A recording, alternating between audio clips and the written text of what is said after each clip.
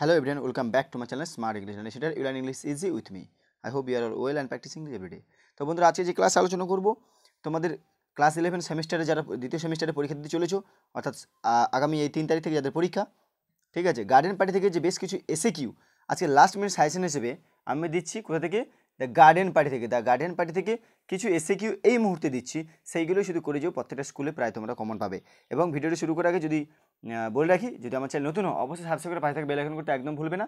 এই 2-1 দিনের তোমাদের যে পরীক্ষা আছে 1 তারিখ, 2 দিনের মধ্যে আমি তোমাদের যে এসএকিউগুলো দিচ্ছি এগুলো অবশ্যই তোমরা করে যাও। প্রত্যেকটা চ্যাপ্টার থেকে দিয়ে দিচ্ছি।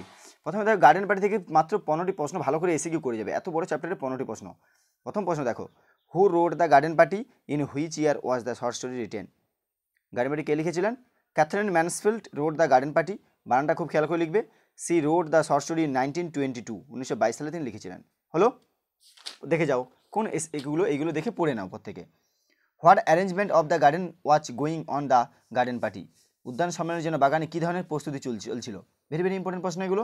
The gardener had been mowing the garden since dawn, the lawns were being swept until the grass and rosettes seem to shine for further decoration a marquee was to be put up. হলো, এরপরে থাকছে আর দেখো এইটা গুরুত্বপূর্ণ প্রশ্ন। What do the flower symbolise in the garden party? Garden পার্টিতে ফুল কিসের প্রতীক? The flowers in the garden party symbolises the glamorous and aristocratic life of the Sheridan family, অর্থাৎ অফ দ্য শেরিডানস।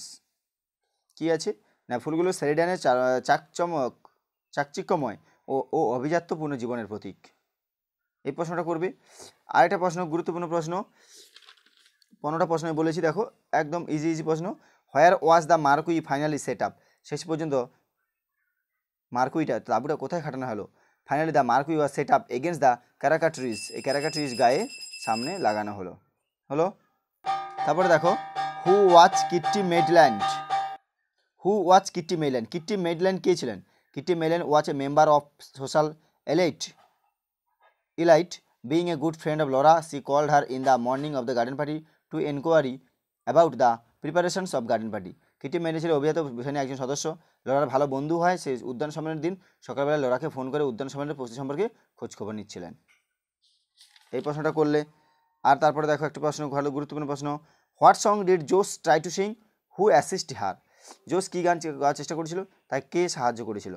জোস try to sing the song this life is weary, এই গানটা this life is weary. Meg's assisted her by playing the piano, Meg গানটা গাওয়ার জন্য তাকে সাহায্য করেছিল। হয়ে গেল। তারপর দেখো এই প্রশ্নটা, how many kinds of sandwiches were there in the garden party, who made them? উদ্যান সম্মেলনে কত রকমের স্যান্ডউইচ ছিল? দেয়ার আর 15 কাইন্ডস, 15 ধরনের 15 kinds of sandwiches in the garden party. সেগুলো কী দিয়ে তৈরি হয়েছিল? The cook of Sheridans house made them, এগুলো বলেছে হু মেড দেম, কারা তৈরি করেছিল সেগুলো? দ্য কুক অফ, অর্থাৎ উদ্যান সম্মেলনে 15 রকমের স্যান্ডউইচ শেরিডান পরিবারের রাঁধুনি সেগুলো তৈরি করেছিল। The cook of the Sheridans house made them. তারপরে দেখো, who were the servants in the Sheridans family? Sheridan পরিবারের পরিচারক কারা ছিল?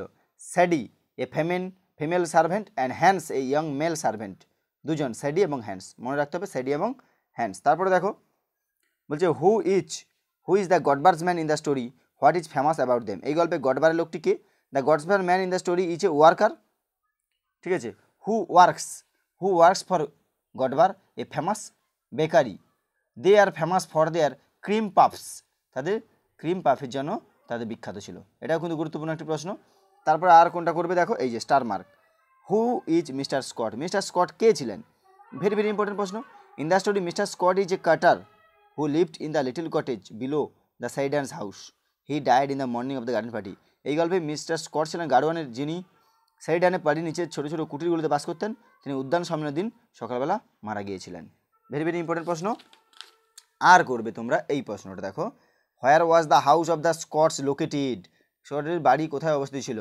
The little cottage of Scotts was located in a lane at the very bottom of a hill which led up to the house of Sheridans, a broad road ran between.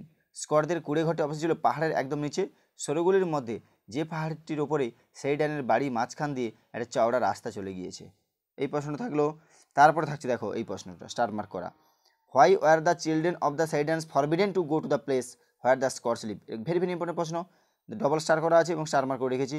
Sheridan পরিবারের বাচ্চাদের স্কটের বাসস্থানগুলি এলাকায় যাওয়া বারণ ছিল কেন?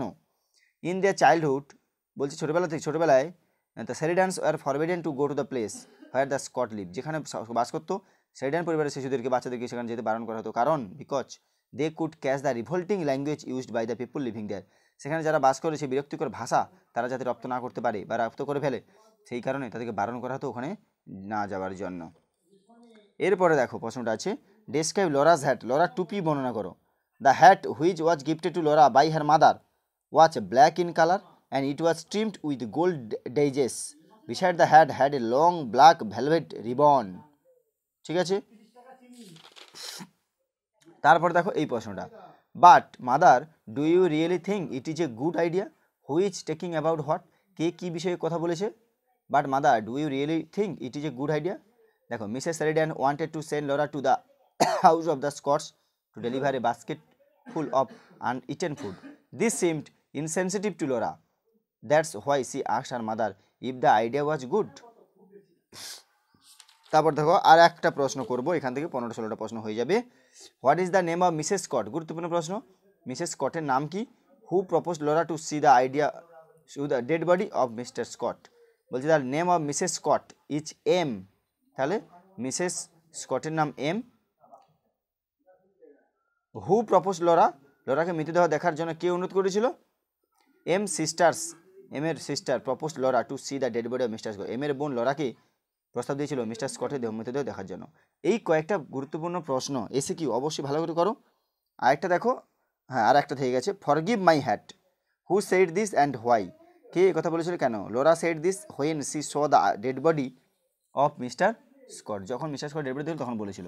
C realise that her lofty hat was totally inappropriate in that place.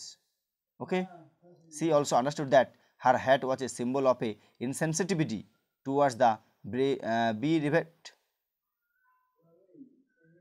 bereaved family. তাহলে এটা যদি না পারো তোমরা এই অবধি লিখবে, এই she realized that her lofty hat was totally inappropriate in that place। এইটা, এই কটা প্রশ্ন খুব ভালো করে করো, এখান থেকে তোমরা কমন পাবে। অবশ্যই পরে ভিডিওগুলো পাওয়ার জন্য চ্যানেলকে সাবস্ক্রাইব করে বেল আইকন করতে একদম ভুলবে না।